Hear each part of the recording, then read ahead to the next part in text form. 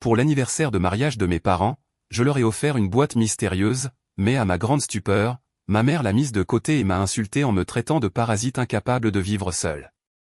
Mon beau-père a ajouté, « Nous n'avons pas besoin de ton cadeau bon marché. Prends-le et sors d'ici. » Je n'ai pas pu m'empêcher de rire et je leur ai dit ce qu'il y avait dans la boîte. Maintenant, ils n'arrêtent pas d'appeler et de supplier. Je m'appelle Théa Meyers, j'ai 28 ans, et je viens tout juste de me faire traiter de profiteuse, incapable de survivre par elle-même, par ma propre mère, et ce, devant 50 invités lors de sa fête d'anniversaire. Mon beau-père a ajouté, « Nous n'avons pas besoin de ton cadeau bon marché. Reprends-le et sors d'ici. » Je n'ai pas pleuré. Je n'ai pas crié. J'ai simplement souri, ouvert la boîte, et je leur ai dit ce qu'il y avait à l'intérieur. Depuis cette nuit-là, mon téléphone n'arrête pas de sonner. Mais j'ai appris quelque chose d'important. Tous les appels ne méritent pas qu'on y réponde. Avant de vous raconter toute l'histoire, si vous pensez que ça vaut la peine d'être entendu, prenez un moment pour liker et vous abonner, mais seulement si vous le voulez vraiment sincèrement. Et si ça ne vous dérange pas, laissez un commentaire pour me dire d'où vous regardez cette vidéo, et quelle heure il est chez vous. Pour comprendre pourquoi je me tenais là avec cette boîte, je dois vous ramener 12 ans en arrière, au jour où tout s'est effondré. J'avais 16 ans quand j'ai reçu l'appel qui a tout changé. Mon père, David Meyers, était ingénieur en bâtiment. Il n'était pas riche, loin de là, mais c'était le genre d'homme qui faisait des heures supplémentaires, juste pour emmener sa famille en week-end à la plage. Le genre d'homme qui se souvenait de chaque pièce de théâtre scolaire, de chaque réunion parents-professeurs, et de chaque petit moment que la plupart des pères oublient. Ce mardi matin-là, il a embrassé mon front avant de partir pour un voyage d'affaires dans le nord de l'État. À mon retour, nous irons visiter ce campus universitaire que tu convoites, a-t-il dit. Commence à réfléchir à ton avenir, ma chérie. Il n'est jamais revenu. Un camionneur s'est endormi au volant. Ils nous ont dit que c'était instantané, qu'il n'avait pas souffert, comme si cela était censé rendre les choses plus faciles. Aux funérailles, j'ai regardé ma mère, Linda, accepter les condoléances avec une grâce très étudiée. Je pensais que nous ferions notre deuil ensemble. J'avais tort. En moins de 2 semaines, elle avait emballé toutes les affaires de papa dans des cartons. Ses livres, ses outils, et même la montre que son père lui avait donnée.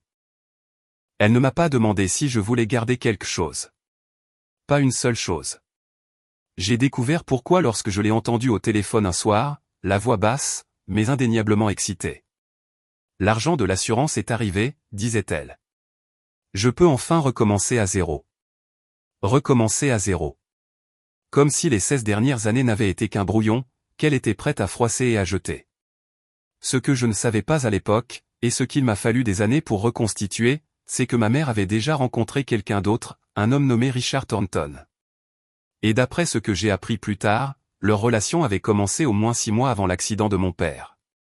Mon père n'était même pas encore froid dans sa tombe, que ma mère planifiait déjà son évasion. 18 mois après les funérailles de papa, je me suis retrouvé dans une maison inconnue de la banlieue du New Jersey, portant une seule valise dans la plus petite pièce, un placard de rangement converti, avec une minuscule fenêtre. Ma mère avait épousé Richard Thornton lors d'une cérémonie au tribunal à laquelle je n'étais pas invité. C'était juste une formalité, a-t-elle expliqué après coup. Rien qui ne vaille la peine d'en faire tout un plat. La maison appartenait à Richard, une coloniale de 4 chambres avec une pelouse soignée et un garage pour 2 voitures. Son fils Derek, qui avait 20 ans à l'époque, a eu la chambre d'amis principale avec une salle de bain attenante. Moi, j'ai eu le placard. Derek conduisait une BMW toute neuve, un cadeau de fin d'études de son père. Il partait pour une université prestigieuse en Californie, tous frais payés. Pendant ce temps, je devais changer de lycée pour ma première année, laissant derrière moi tous les amis que je m'étais fait. Lorsque le moment des inscriptions à l'université est arrivé, j'ai pris mon courage à 2 mains pour demander à ma mère de l'aide pour les frais de scolarité. Maman, l'école où j'ai été accepté m'offre une bourse partielle, mais j'ai encore besoin d'environ $8 000 par an. Pourrais-tu? Elle ne m'a pas laissé finir. Théa, l'argent de l'assurance de ton père sert à reconstruire cette famille. Derek a besoin de soutien pour ses études à l'étranger. D'ailleurs, tu as presque 18 ans.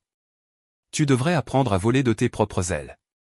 Richard, qui faisait semblant de lire son journal à proximité, a levé les yeux avec un sourire mince. Cette maison ne soutient pas les parasites, a-t-il dit. Tu veux un diplôme? Gagne une bourse. C'est comme ça que le monde réel fonctionne. Je les ai regardés, ma mère hochant la tête aux paroles de son nouveau mari, et j'ai réalisé la vérité avec une clarté dévastatrice. À leurs yeux, je ne faisais plus partie de la famille. J'étais un inconvénient, un reste d'une vie que ma mère voulait oublier. Mais ce qu'ils ne savaient pas allait tout changer. La nuit précédant ma remise de diplôme au lycée, je suis resté allongé dans cette petite pièce exiguë et j'ai fait le calcul. Pas d'économie, pas de soutien familial, une bourse partielle qui laissait encore un trou de $8000 chaque année, et une date limite. Richard avait clairement fait savoir que j'étais censé quitter la maison le jour de mes 18 ans. C'était dans 3 semaines. J'avais tout essayé.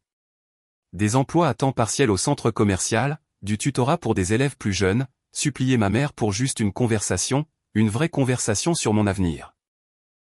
À chaque fois, j'obtenais la même réponse, soit le silence, soit une variation du discours que j'avais déjà mémorisé.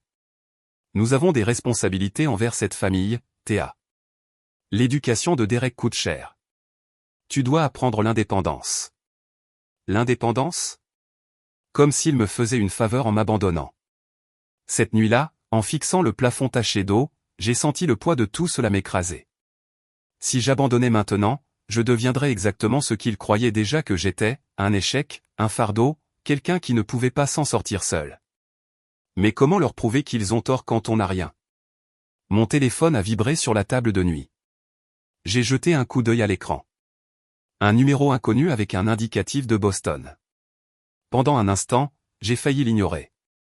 Probablement du spam ou un faux numéro, mais quelque chose m'a poussé à décrocher. Théa?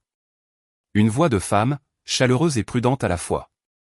C'est Patricia, ta tante Patty, la sœur de David. Mon cœur s'est arrêté. Tante Patricia. Je n'avais pas eu de nouvelles d'elle depuis les funérailles. Maman avait coupé tout contact avec la famille de papa presque immédiatement après son remariage. Je sais que ta mère ne veut pas qu'on se parle, a continué Patricia. Mais il y a quelque chose d'important que je dois te dire. Quelque chose que ton père a laissé pour toi. Ce week-end-là, j'ai dit à ma mère que je restais chez une camarade de classe pour une session d'études. Au lieu de cela, j'ai pris un bus de 6 heures pour Boston. Tante Patricia m'a retrouvé à la gare. Elle ressemblait tellement à papa, les mêmes yeux bienveillants, la même façon douce d'incliner la tête quand elle écoutait. La ressemblance m'a frappé si fort que j'ai failli pleurer sur le quai. Merci d'être venu, a-t-elle dit en me serrant dans ses bras. Je sais que ce n'était pas facile. Son appartement était petit, mais chaleureux. Des photos de papa jeune couvraient un mur. Des images que je n'avais jamais vues auparavant. Des souvenirs que ma mère avait effacés de notre maison. Nous nous sommes assises à sa table de cuisine et Patricia a posé ses mains sur les miennes. Ta mère et moi ne nous sommes jamais entendus, a-t-elle admis. Mais ce n'est pas pour ça que je te dis ça. Je te le dis parce que David m'a fait promettre. Elle m'a expliqué qu'après avoir épousé Linda, mon père avait commencé à s'inquiéter silencieusement. Pas par manque d'amour, il aimait ma mère malgré tout, mais à propos de ce qui m'arriverait si quelque chose tournait mal. Ton père ne faisait pas confiance à Linda avec l'argent, a dit Patricia avec précaution. Il voyait comment elle dépensait, comment elle établissait ses priorités. Il avait peur que s'il lui arrivait quelque chose, tu te retrouves sans rien. Alors, il a prévu le coup. J'ai cligné des yeux. Prévu le coup? Comment? Patricia s'est levée et s'est dirigée vers un placard dans le couloir. Quand elle est revenue, elle portait une petite boîte en bois avec des charnières en laiton. Ton père m'a donné ça il y a 5 ans, a-t-elle dit. Il m'a fait promettre de la garder en sécurité et de ne te la donner que lorsque tu en aurais vraiment besoin. Elle a posé la boîte sur la table entre nous. Je pense, ma chérie, que ce moment est venu. Mes mains tremblaient en ouvrant la boîte en bois. À l'intérieur, posé sur du velours délavé, se trouvait un livret d'épargne. Le nom imprimé sur le devant était le mien, Théa Marie Meyers. Ton père a ouvert ce compte quand tu avais 3 ans, a expliqué Patricia. Chaque mois, peu importe à quel point les temps étaient durs, il y mettait quelque chose. $20, $50, parfois plus s'il faisait des heures supplémentaires. J'ai ouvert le livret à la dernière entrée. $47 000. La pièce est devenue floue. Je n'arrivais plus à respirer. Il ne l'a jamais dit à ta mère, a continué Patricia. Il avait peur qu'elle trouve une raison de le dépenser, alors il l'a gardé à ton nom, séparé de leur compte joint, et m'a donné les papiers pour les garder en sécurité. Sous le livret se trouvait une enveloppe jaunie par le temps. J'ai reconnu l'écriture de mon père immédiatement, la même écriture qui avait signé mes cartes d'anniversaire, mes bulletins scolaires, chaque autorisation pour chaque voyage scolaire. Je l'ai ouverte avec des doigts tremblants. Ma chérie Théa, commençait la lettre. Si tu lis ceci, cela signifie que je ne suis plus là pour te protéger. Mais je veux que tu saches que je n'ai jamais cessé d'essayer. J'ai continué à lire à travers mes larmes. Je sais que ta mère a ses défauts. Je sais qu'elle ne te fait pas toujours passer en premier. Ce n'est pas ta faute, ma chérie. Ce n'a jamais été ta faute. Cet argent est à toi. Utilise-le pour construire la vie que tu mérites. Ne laisse personne te dire que tu n'es pas assez bien. Je sais depuis le jour de ta naissance que tu feras des choses extraordinaires. La lettre se terminait par 3 mots, je crois en toi. Pour la première fois depuis les funérailles, je me suis laissé pleurer. Vraiment pleurer. Patricia a gardé la lettre originale. Quand tu auras besoin de preuves, a-t-elle dit, je serai là. Je ne comprenais pas ce qu'elle voulait dire à ce moment-là, mais je le comprendrai plus tard.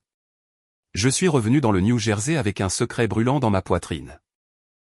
Ma mère m'attendait quand j'ai franchi la porte, les bras croisés, l'expression froide. Où étais-tu vraiment? Je t'ai dit, au groupe d'études. Ne me mens pas, Théa. Madame Patterson a appelé pour chercher sa fille. Elle a dit qu'il n'y avait pas de session d'études ce week-end. J'ai posé mon sac, et je l'ai regardé droit dans les yeux. Je suis allé voir tante Patricia. La couleur a quitté son visage. Pendant un instant, quelque chose a vacillé là. De la peur, peut-être, ou de la culpabilité. Puis cela s'est durci en colère. Je t'ai dit que nous ne parlions plus à ce côté de la famille. Tu me l'as dit, tu ne me l'as pas demandé. C'est ma maison. Mes règles. En fait, ai-je dit doucement. C'est la maison de Richard. Le silence s'est étiré entre nous comme un câble sur le point de rompre.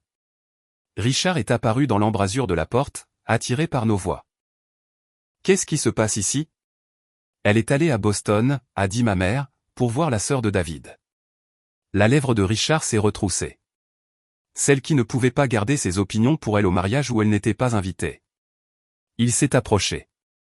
Écoute-moi bien. Tu vis sous mon toit. Tu suis mes règles. Et ma règle est que nous ne fréquentons pas les gens qui manquent de respect à cette famille. Ils sont ma famille, ai-je dit. La famille de mon père. Ton père est mort. Les mots ont frappé comme une gifle. Ma mère n'a rien dit. N'a rien fait. Richard a souri. Après la remise des diplômes, tu dégages. Pas de négociation. Pas de seconde chance. Commence à chercher où tu vas aller. J'ai soutenu son regard. Je n'ai pas bronché. Ne t'inquiète pas, ai-je dit. C'est déjà fait. Je suis passé devant eux deux pour rejoindre ma petite chambre et j'ai fermé la porte. 3 semaines. C'est tout ce que j'avais à endurer, et ensuite je serai libre. Le jour de la remise des diplômes est arrivé, sous un soleil de juin parfait et avec un siège vide là où ma famille aurait dû être. J'ai traversé l'estrade seul, accepté mon diplôme seul, souri au photographe qui a demandé si quelqu'un voulait prendre des photos avec moi, puis j'ai secoué la tête, et j'ai continué à marcher. Ma mère et Richard avaient d'autres priorités. Derek avait besoin d'une nouvelle voiture pour sa première année en Californie. Quelque chose de sportif, quelque chose qui ferait bonne impression. Ils avaient passé la matinée chez le concessionnaire. J'ai passé la matinée à faire mes valises. 2 valises. C'est tout ce que je possédais. Tout ce que j'avais accumulé en 18 ans tenait dans 2 sacs à roulettes, avec de la place en rab. Avant de partir, j'ai jeté un dernier regard à la pièce de rangement qui avait été ma chambre, le plafond taché d'eau, la minuscule fenêtre qui ne laissait jamais entrer assez de lumière, les murs nus que je n'avais jamais eu le droit de décorer. J'ai laissé un mot sur le comptoir de la cuisine, merci de m'avoir appris sur qui je peux vraiment compter. Puis j'ai appelé un taxi, je suis allé à la gare routière, et j'ai acheté un aller simple pour New York. Tante Patricia avait déjà arrangé un petit studio près du campus où je devais commencer à l'automne. Le loyer était abordable. Le quartier était sûr. Et pour la première fois en 2 ans, j'avais une porte que je pouvais verrouiller sans demander la permission. Je me suis assise sur le matelas nu cette première nuit, regardant les lumières de la ville scintiller à travers la fenêtre, et ressentant quelque chose que je n'avais pas ressenti depuis si longtemps, que je l'ai à peine reconnu. La liberté. Une liberté terrifiante et exaltante. Je ne savais pas alors que je ne parlerais pas à ma mère pendant près d'une décennie. Je ne savais pas que la prochaine fois que je la verrais, je tiendrais un cadeau valant plus que tout ce qu'elle m'avait jamais donné. Tout ce que je savais, c'est que j'avais survécu. Et maintenant, j'allais construire. 10 ans, c'est long pour rester silencieuse. En première année, j'ai travaillé comme serveuse dans un café près du campus, faisant 30 heures par semaine entre les cours. Certains soirs, je survivais grâce aux pâtisseries gratuites de la veille et au café noir. Je dormais 5 heures si j'avais de la chance. Je n'ai jamais manqué un seul devoir. En deuxième année, j'ai décroché un stage dans un petit cabinet de design d'intérieur au centre-ville. La paie était nulle, à peine de quoi payer le métro, mais j'ai appris plus en 6 mois que la plupart des gens en 6 ans. Ma patronne a remarqué mon souci du détail. Elle a commencé à me donner de vrais projets. En troisième année, le mot s'est répandu. Les clients ont commencé à me demander spécifiquement. J'ai commencé à travailler en freelance à côté, transformant de minuscules appartements en espaces où les gens voulaient vraiment vivre. Mon portfolio s'est agrandi, mes économies aussi. En dernière année, j'ai obtenu mon diplôme summa cum laude. 3 cabinets m'ont proposé des postes. J'ai pris celui qui promettait le plus de perspectives d'évolution. À 25 ans, j'ai été promu designer principal dans un cabinet prestigieux de Manhattan. Mes projets figuraient dans des magazines de l'industrie. Des clients avec des budgets à 7 chiffres me réclamaient par mon nom. À 27 ans, j'ai ouvert mon propre studio, Théa Meyer Saint-Orior. Une petite équipe, une réputation grandissante, et une liste de clients qui incluait certaines des adresses les plus influentes de la ville. À travers tout cela, j'ai gardé mon succès privé. Pas de réseaux sociaux, pas d'interviews publiques, aucune chance pour certaines personnes de découvrir ce que j'étais devenu. Tante Patricia était la seule à tout savoir. Elle était devenue ma famille de toutes les manières qui comptaient. Et puis il y avait Marcus. Je l'ai rencontré lors d'un événement de réseautage en architecture quand j'avais 26 ans. Il était gentil, patient. Il ne m'a jamais poussé à affronter mon passé avant que je ne sois prête. Ma mère n'a jamais appelé, pas une seule fois en 10 ans. J'allais bientôt découvrir pourquoi. L'invitation est arrivée un jeudi, fin septembre.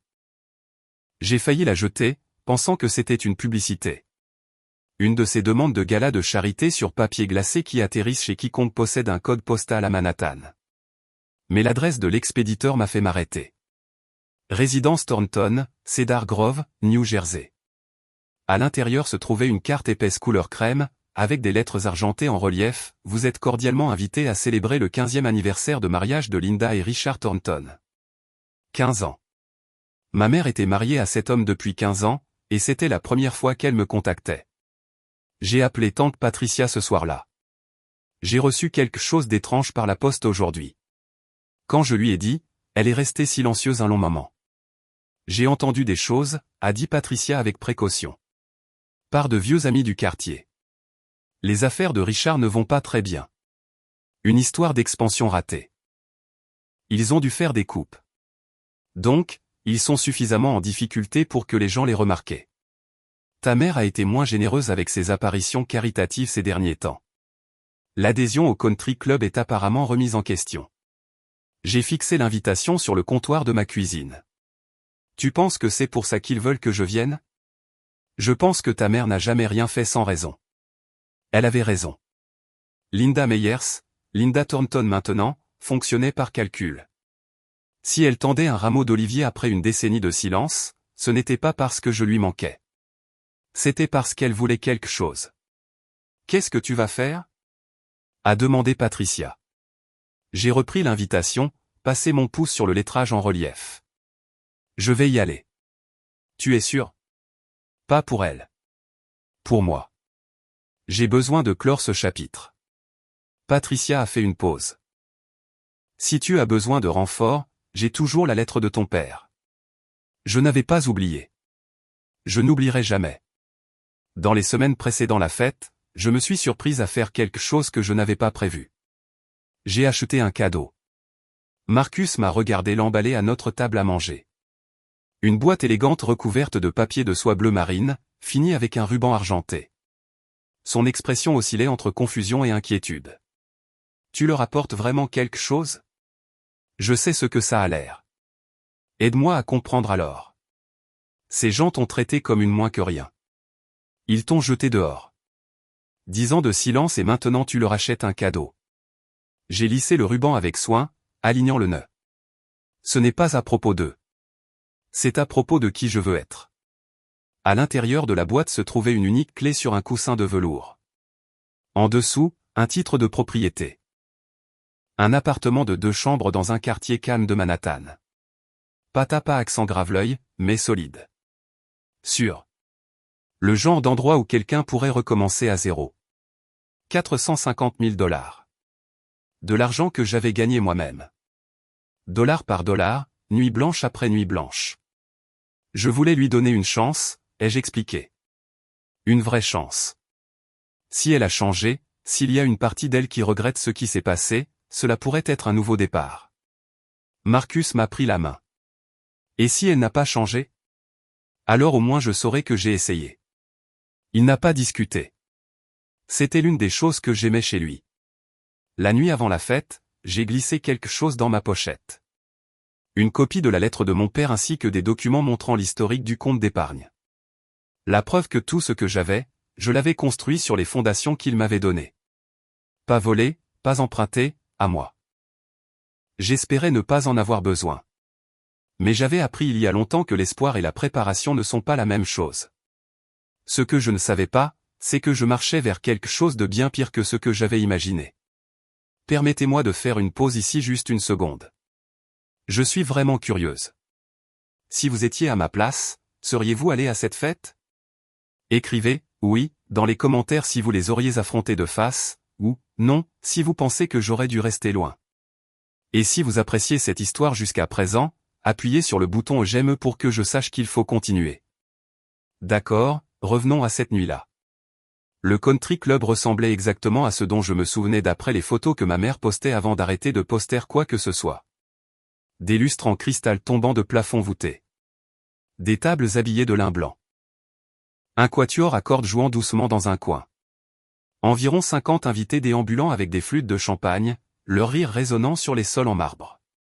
Je suis entré seul, les têtes se sont tournées, les chuchotements ont suivi. C'est la fille de Linda? Celle qui a disparu? J'ai entendu dire qu'elle était en difficulté, qu'elle vivait au jour le jour quelque part en ville. J'ai gardé une expression neutre. Ma robe de cocktail noir était simple mais chère, le genre d'élégance discrète que les gens avec de l'argent réel reconnaissent. Mes cheveux étaient tirés en arrière en un chignon bas et brillant. Dans mes mains, je portais la boîte bleu marine. J'ai repéré ma mère à travers la pièce avant qu'elle ne me repère. Linda Thornton se tenait au centre d'un groupe de femmes, gesticulant avec animation, ses bijoux d'anniversaire en argent accrochant la lumière. Elle avait bien vieilli, ou chèrement vieilli. Son sourire était brillant et pratiqué, le sourire de quelqu'un qui avait passé des années à perfectionner sa performance publique. Puis ses yeux m'ont trouvé. Le sourire s'est figé juste une seconde. Une lueur de quelque chose. Surprise, calcul, agacement. Avant que le masque ne glisse à nouveau en place, elle n'est pas venue me saluer. Elle n'a pas fait signe. Elle m'a juste fait un léger signe de tête, de la façon dont on pourrait saluer le traiteur. Théa. Je me suis retourné. Derek se tenait derrière moi, une coupe de champagne à la main, souriant d'un air narquois comme si nous étions de vieux amis. Alors, l'enfant prodigue revient. Il m'a regardé de haut en bas.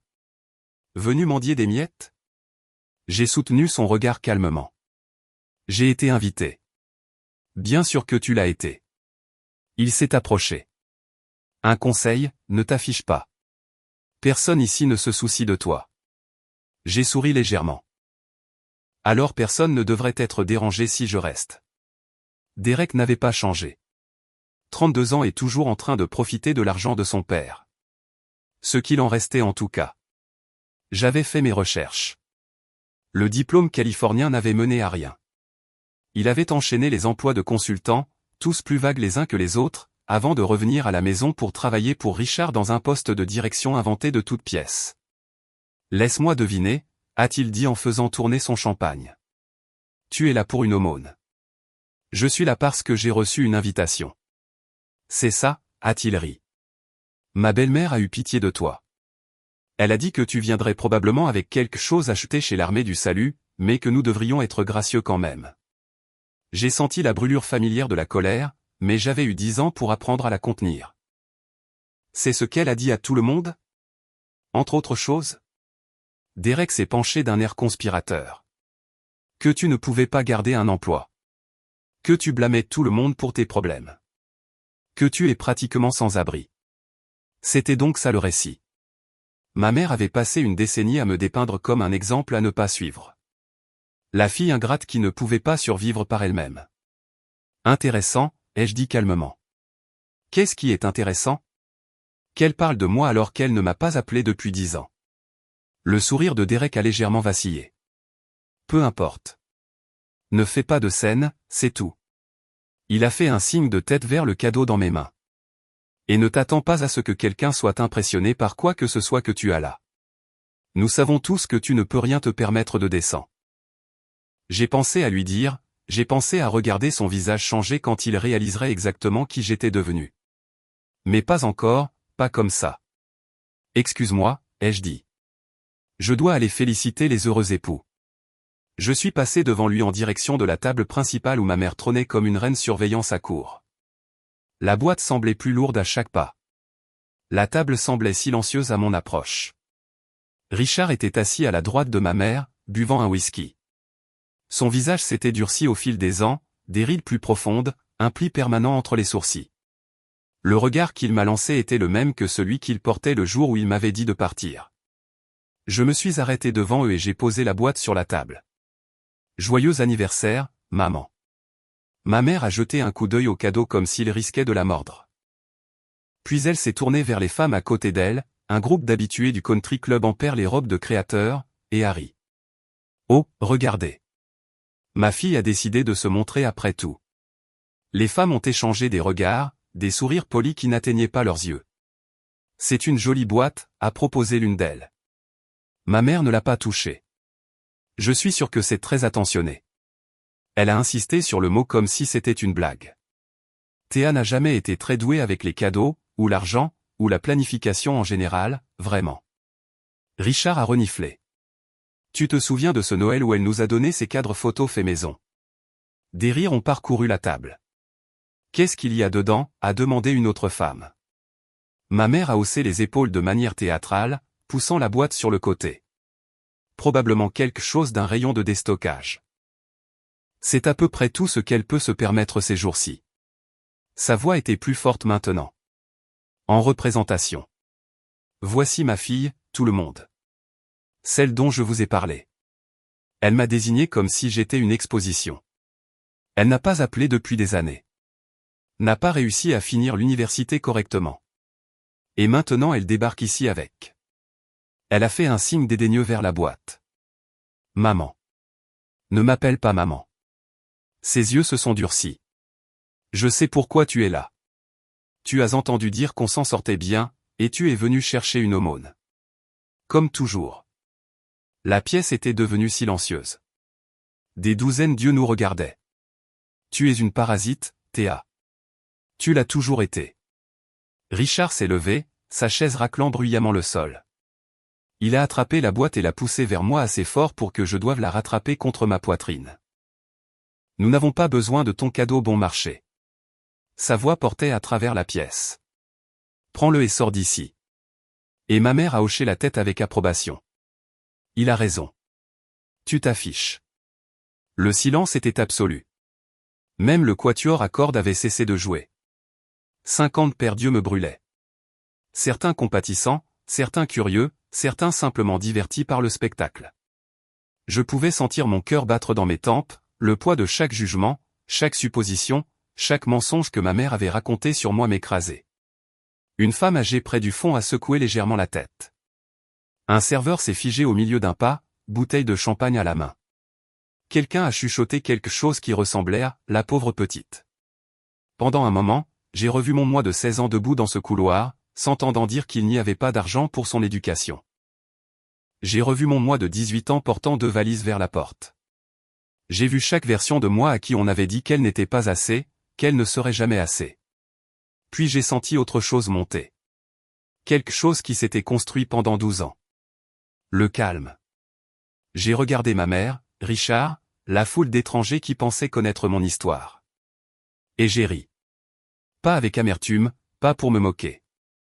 Un rire doux et sincère, un rire de libération. Qu'est-ce qu'il y a de si drôle, a claqué ma mère. Rien. J'ai tenu la boîte fermement. Je pense juste au fait que vous n'avez aucune idée de ce que vous venez de refuser. Pardon ? J'ai commencé à défaire le ruban argenté. Vous vouliez savoir ce qu'il y a à l'intérieur. Très bien. J'ai soulevé le couvercle. Laissez-moi montrer à tout le monde. La salle s'est penchée collectivement. Même le ricanement de Richard a vacillé d'incertitude. Ce qui s'est passé ensuite ? Personne dans cette pièce ne l'oublierait jamais. J'ai posé la boîte ouverte sur la table où tout le monde pouvait voir.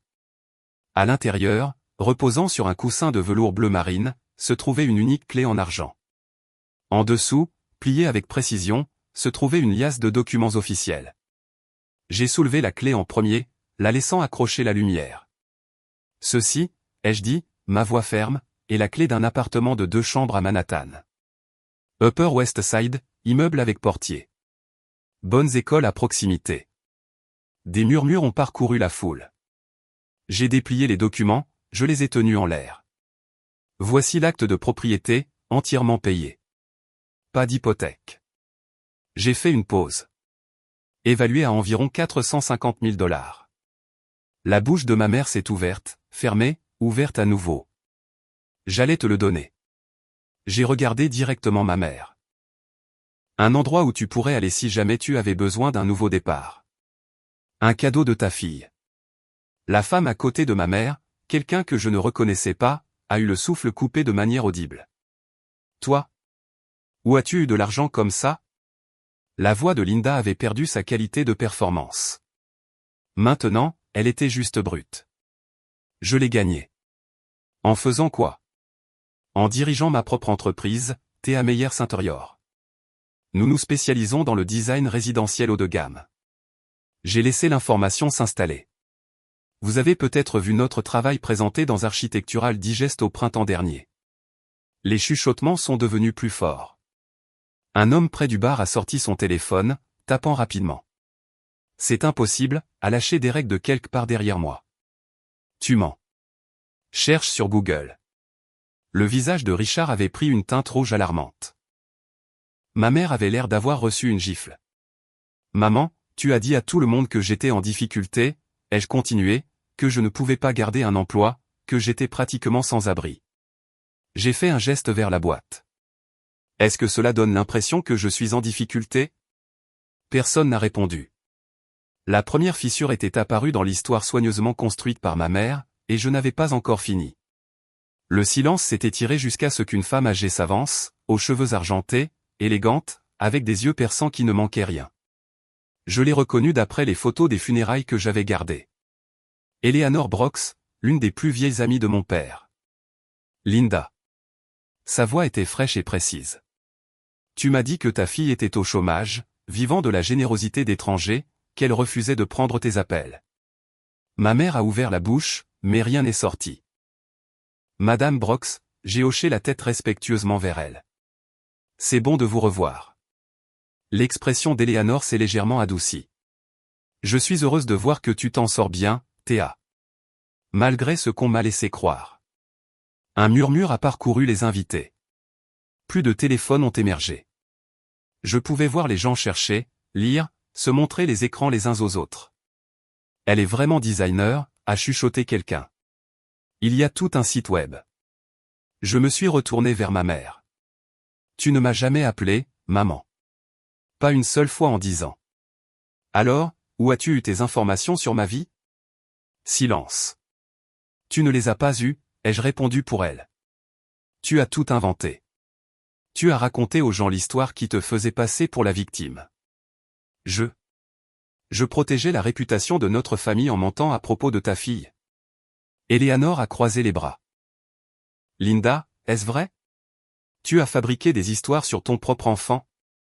Richard a attrapé le bras de ma mère. Ne réponds pas à ça. Pourquoi pas? J'ai gardé ma voix égale. Qu'est-ce qu'elle a d'autre à cacher? La salle nous regardait maintenant, comme des spectateurs à un procès. Je pouvais voir le changement se produire, le doute se répandre comme des fissures dans la glace. Puisqu'on est honnête, ai-je continué, parlons de ce qui s'est vraiment passé après la mort de mon père. De l'argent de l'assurance. De l'endroit où il est réellement allé. Ma mère a pâli. Théa, Ne quoi? Ne dis pas la vérité? J'ai mis la main dans ma pochette. J'ai sorti un morceau de papier plié, jauni sur les bords, froissé par des années de manipulation soigneuse. Ceci est une lettre, ai-je dit, écrite par mon père, David Meyers, avant sa mort. La main d'Eleanor est allée à son cœur. Ton père t'a écrit une lettre? Oui. Je l'ai dépliée lentement. Et je pense que tout le monde ici devrait en entendre une partie. Ma mère s'est précipitée en avant. Donne-moi ça. Richard l'a retenu, son propre visage livide. J'ai commencé à lire. Ma chérie Théa, si tu lis ceci, cela signifie que je ne suis plus là pour te protéger. Ma voix est restée stable malgré le tremblement dans ma poitrine. Je sais que ta mère a ses défauts. Je sais qu'elle ne te fait pas toujours passer en premier. Ce n'est pas ta faute, ma chérie. Ce n'a jamais été ta faute. Une femme près du devant a essuyé ses yeux.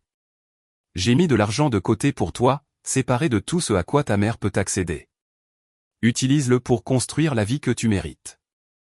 Ne laisse personne te dire que tu n'es pas assez bien. J'ai baissé la lettre.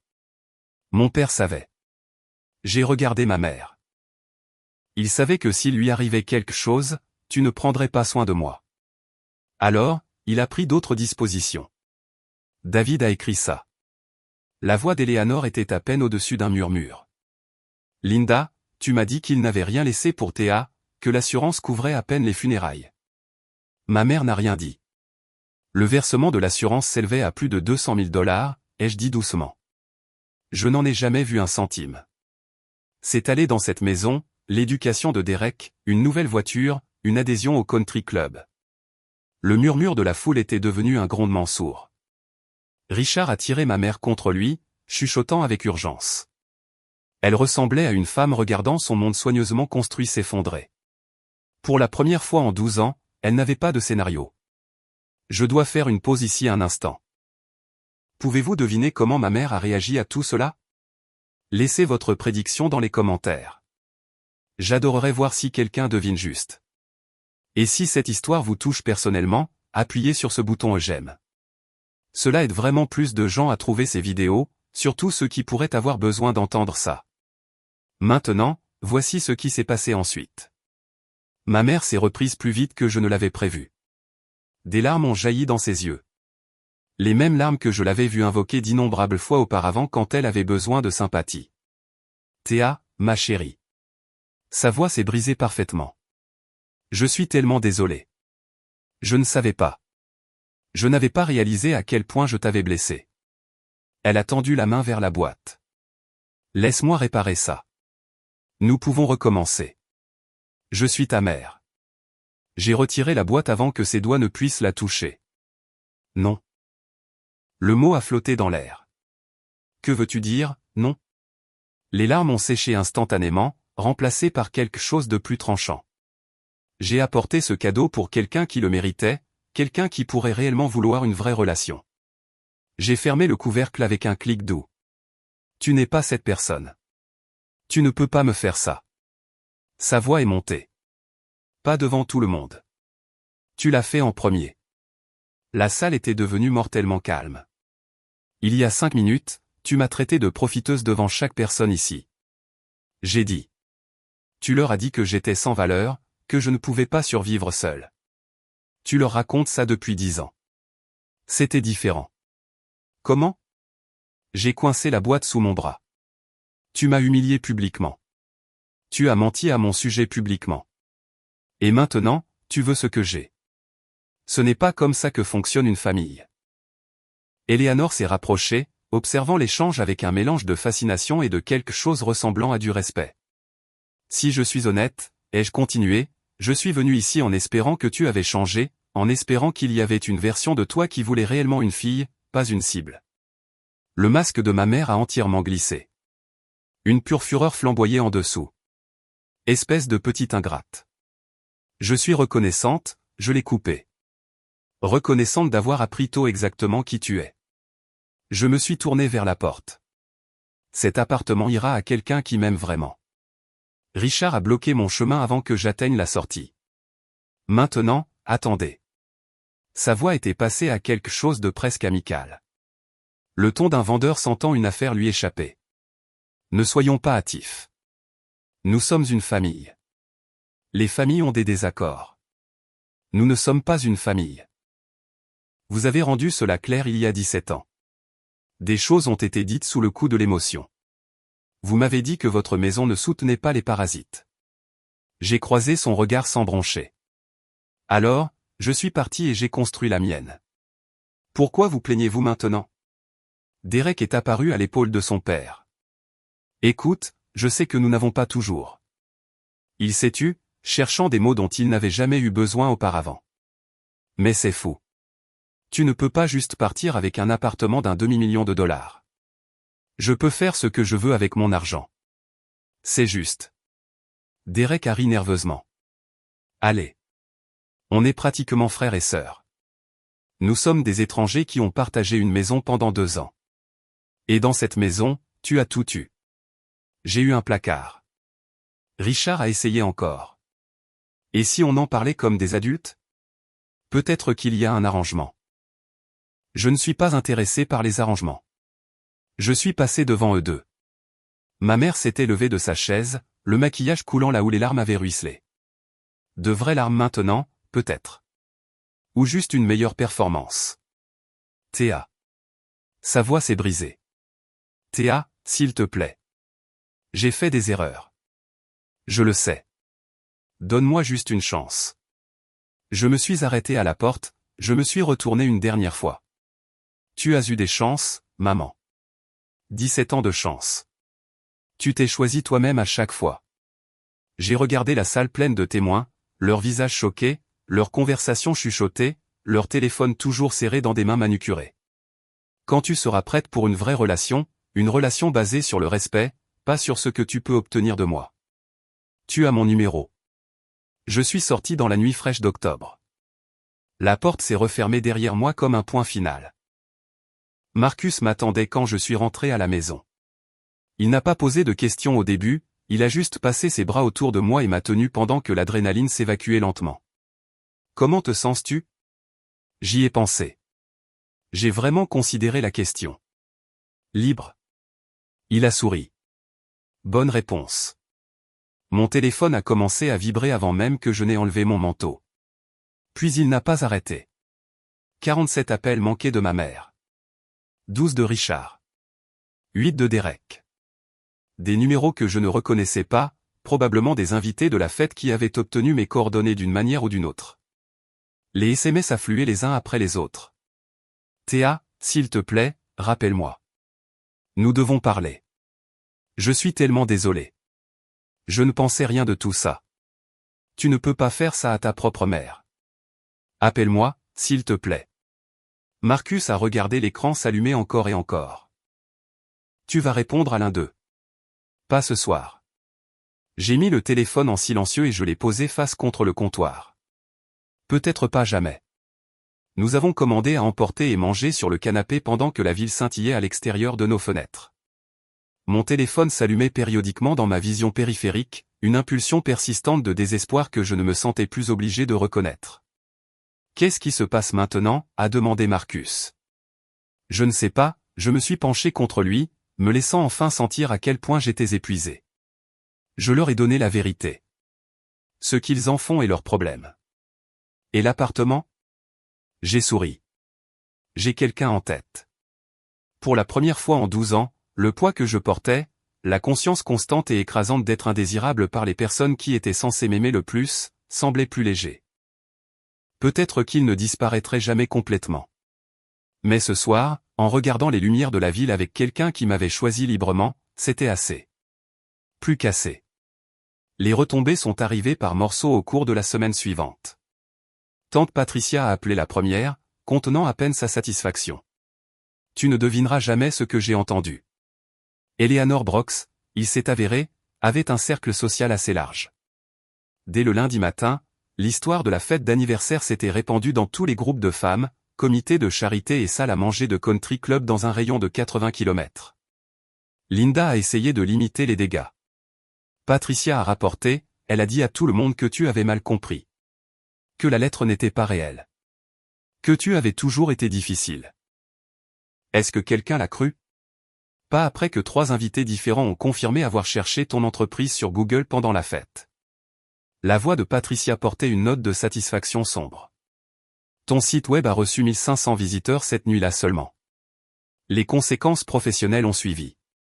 Richard, j'ai appris, était en train de négocier un contrat majeur avec un fournisseur régional. Le PDG du fournisseur était un ami proche d'Eleanor Brooks. Après avoir entendu ce qui s'était passé à la fête, ils ont demandé un délai supplémentaire pour examiner les termes. Le délai supplémentaire s'est étiré en semaines. L'accord a fini par se faire, mais à des conditions nettement moins favorables. La mère de Derek, la première femme de Richard, a apparemment eu vent du drame par son propre réseau social. Elle a appelé Derek pour exprimer sa profonde déception quant à la façon dont il avait traité sa demi-sœur, et a réduit son chèque de soutien mensuel de moitié. Rien de tout cela ne m'a apporté de joie. Je n'ai pas vérifié les réseaux sociaux de ma mère pour y chercher des signes de souffrance, ni compter les façons dont le karma avait équilibré la balance. Mais il y avait quelque chose de doucement satisfaisant à savoir que la vérité était enfin connue. Pendant des années, ma mère avait contrôlé le récit. Maintenant, le récit s'était corrigé de lui-même. Patricia m'a demandé si je regrettais quoi que ce soit. Non, ai-je dit, j'aimerais juste l'avoir fait plus tôt. Elle a ri. Ton père serait fier. Je l'espérais. 2 semaines après la fête, j'ai répondu à l'appel de ma mère, juste une fois, pour tourner la page. Théa. Sa voix était rauque, dépouillée de son vernis habituel. Merci d'avoir décroché. J'ai failli ne pas le faire. Une longue pause. Je sais. Je comprends. J'ai attendu. Je veux que tu saches. Elle a pris une respiration tremblante. J'ai réfléchi à tout ce que tu as dit. Au choix que j'ai fait. Je sais que je n'ai pas été la mère dont tu avais besoin. C'était la partie où j'étais censé dire que c'était bon, que je lui pardonnais, que nous pourrions repartir à zéro. Je ne l'ai pas fait. Qu'est-ce que tu regrettes spécifiquement, maman? Silence. Parce que de là où je suis, on dirait que tu regrettes de t'être fait prendre, pas ce que tu as réellement fait. Ce n'est pas, elle s'est arrêtée. A recommencer. Quand ton père est mort, j'étais terrifié. J'ai grandi sans rien. Ma mère a été abandonnée avec 3 enfants et sans argent. J'ai juré que ce ne serait jamais moi. Alors, tu m'as abandonné à la place. Je ne voyais pas les choses comme ça. Je sais. C'est ça le problème. Je l'ai entendu pleurer. De vrais pleurs cette fois. Le genre laid, sans grâce. Je voulais juste être en sécurité, a-t-elle chuchoté. J'avais tellement peur de finir sans rien. Je comprends la peur. J'ai gardé ma voix douce mais ferme. Mais avoir peur ne te donne pas le droit de blesser les gens qui dépendent de toi. Qu'est-ce que je peux faire? Comment je répare ça? Je ne sais pas si tu peux. J'ai pris une respiration. Mais si tu veux une quelconque relation avec moi à l'avenir, elle doit être réelle, égale. Pas de manipulation, pas d'histoire sur moi à tes amis. D'accord? Et pas d'appel pour demander de l'argent ou des faveurs. Une pause plus longue. Je comprends. Je l'espère, maman. Vraiment. J'ai raccroché. Ce n'était pas un pardon, mais c'était une limite. 6 mois plus tard, j'ai fait don de l'appartement. Pas à ma mère, mais à tante Patricia. Elle se tenait dans le salon vide, des larmes coulant sur son visage, la clé serrée dans sa main comme une bouée de sauvetage. Théa, je ne peux pas, c'est impossible. Tu peux. Je l'ai serré fort contre moi. C'est toi qui m'as sauvé. Tu as tenu la promesse de papa quand personne d'autre ne le voulait. C'est à toi. Elle avait passé 30 ans dans ce minuscule appartement de Boston, à rembourser ses dettes d'école d'infirmière, à faire des doubles gardes à l'hôpital. Elle méritait un endroit avec une bonne lumière, un portier et des voisins qui apportent des cookies à Noël. L'article dans Architectural Digest a amené 3 nouveaux clients de haut profil. Mon équipe est passée de 4 personnes à 7. Marcus et moi nous sommes fiancés un mardi soir tranquille. Pas de fanfare, pas de public, juste nous deux et une bague qui avait appartenu à sa grand-mère. J'ai construit une famille, pas celle dans laquelle je suis né, mais celle que j'ai choisie.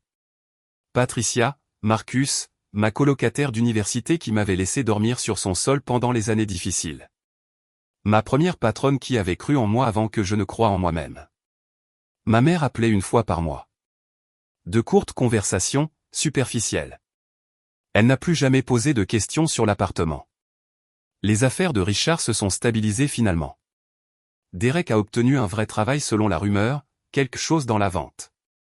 Si l'un d'eux avait réellement changé ou s'ils avaient juste appris à mieux cacher leur vraie nature, je ne saurais le dire.